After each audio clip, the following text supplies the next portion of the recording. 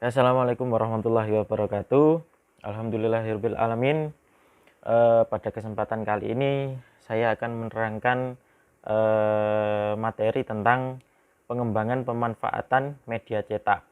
Nah, media cetak itu apa saja? Yang pertama ada modul, yang kedua ada handout dan LKS dalam pembelajaran. Baik, yang pertama ada modul. Modul merupakan materi pelajaran yang diorganisasikan sedemikian rupa dengan memperhatikan fungsi dari pendidikan. Nah, pada dasarnya modul yang baik harus disusun secara sistematis, menarik, dan jelas. Nah, modul ini dapat digunakan kapanpun dan dimanapun sesuai dengan kebutuhan peserta didik.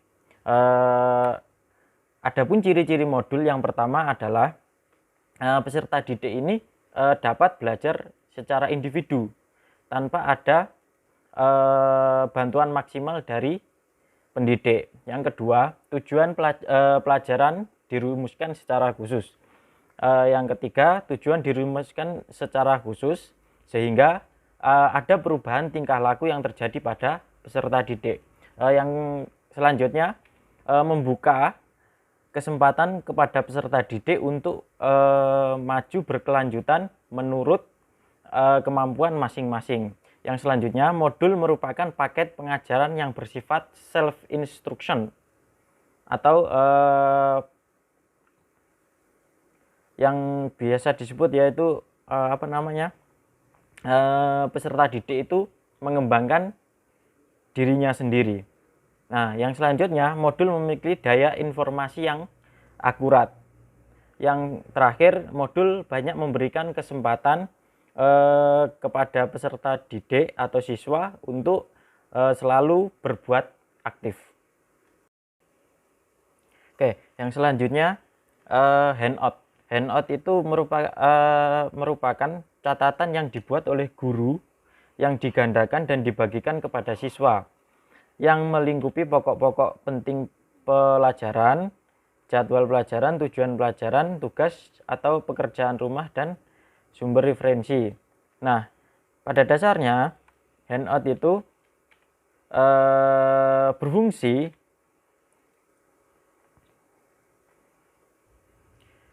berfungsi memperlancar dan memberikan bantuan informasi atau materi pelajaran sebagai pegangan bagi peserta didik, memperkaya pengetahuan peserta didik, serta mendukung bahan ajar lainnya atau penjelasan dari pendidik tersebut.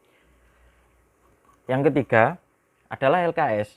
LKS merupakan materi ajar cetak yang disusun secara sistematis, yang berisi materi, ringkasan, dan petunjuk-petunjuk pelaksanaan tugas pembelajaran yang harus dikerjakan oleh siswa sehingga siswa dapat belajar secara mandiri.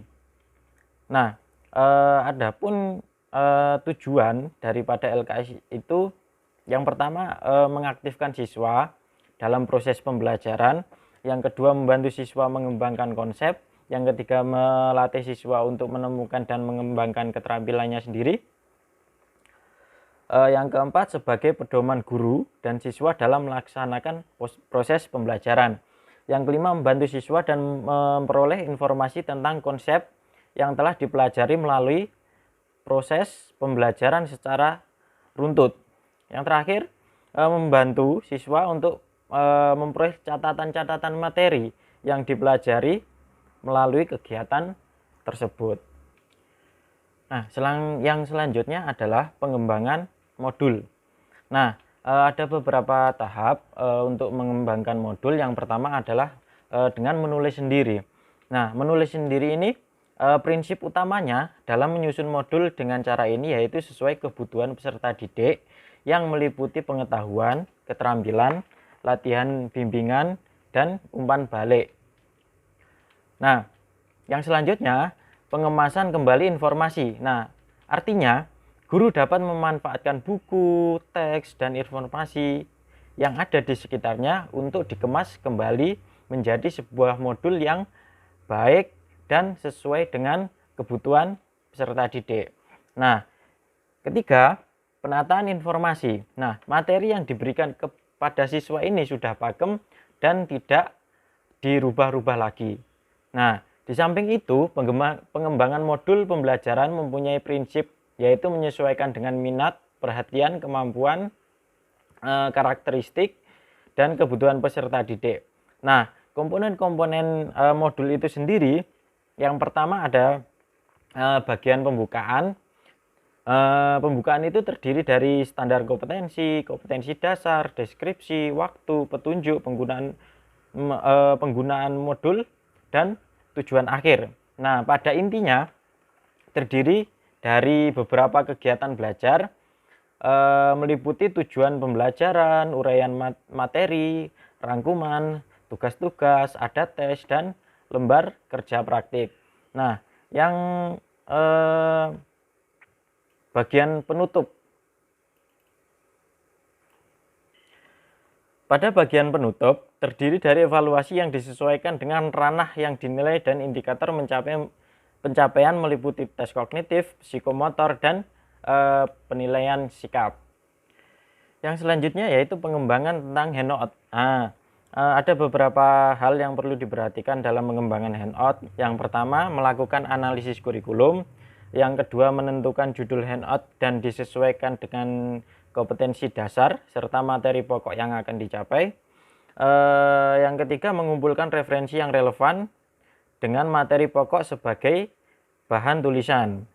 Kemudian, kalimat yang digunakan mampu menyampaikan informasi kepada peserta didik.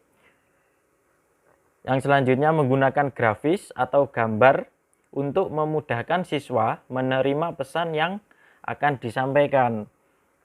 Yang terakhir yaitu mengevaluasi hasil tulisan dan memperbaiki handout jika terdapat kekurangan-kekurangan. Nah, tujuan daripada handout itu sendiri, yang pertama, dapat membantu siswa untuk memperoleh informasi tambahan yang belum tentu mudah diperoleh secara cepat dari sumber yang lain. Yang kedua, memberikan rincian prosedur atau teknik pelaksanaan yang terlalu kompleks bila menggunakan media audiovisual. Yang selanjutnya, materi yang terlalu panjang atau kompleks yang telah diringkas dalam bentuk catatan-catatan yang mudah dipahami. Yang selanjutnya, dapat menghemat waktu, menggantikan catatan siswa, dan memelihara kekonsistenan penyampaian materi di kelas oleh guru. Yang selanjutnya, siswa dapat mengikuti struktur pelajaran dengan baik. Jadi siswa itu dapat mengikuti pelajaran itu sudah terstruktur. Yang terakhir, siswa akan mengetahui pokok pelajaran yang diberikan oleh guru. Yang selanjutnya adalah pengembangan LKS. Nah, ada beberapa langkah-langkah yang perlu dipahami untuk mengembangkan LKS ini. Yang pertama, melakukan analisis kurikulum. Nah, analisis kurikulum yang dimaksud untuk menentukan materi-materi yang mana akan memerlukan bahan ajar LKS sesuai dengan kurikulum yang ada, kurikulum 2013. Yang kedua, menyusun peta kebutuhan LKS. Nah, dalam hal ini penyusunan peta LKS sangat diperlukan guna untuk mengetahui jumlah LKS yang harus ditulis dan urutan-urutan atau sistematika LKS itu sangat diperlukan untuk keperluan penulisan LKS. Nah, yang ketiga, menentukan judul LKS. Nah, judul LKS ini ditentukan atas dasar kompetensi dasar materi pokok yang terdapat dalam materi tersebut. Nah, yang terakhir adalah penulisan LKS itu sendiri. Nah, dalam penulisan LKS itu sendiri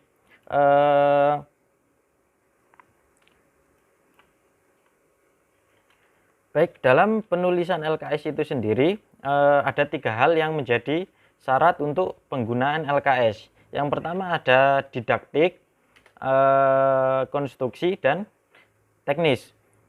Yang pertama ada didaktik. Didaktik itu meliputi mengajak siswa aktif dalam proses pembelajaran, memberi penekanan pada proses untuk menemukan konsep, memiliki variasi stimulus melalui berbagai media kegiatan siswa, dapat mengembangkan kemampuan komunikasi sosial, kognitif, emosi, moral, dan estetika pada diri siswa. Nah, yang selanjutnya, pengalaman belajar ditentukan oleh tujuan pengembangan pribadi siswa, bukan pada materi pelajaran. Yang kedua adalah konstruksi. Nah, konstruksi ini konstruksi LKS. Nah, meliputi apa saja? Yang pertama ada bahasanya sederhana, kalimatnya jelas, disusun secara sistematis, pertanyaan tidak terlalu terbuka, sehingga mempertajam nalar siswa.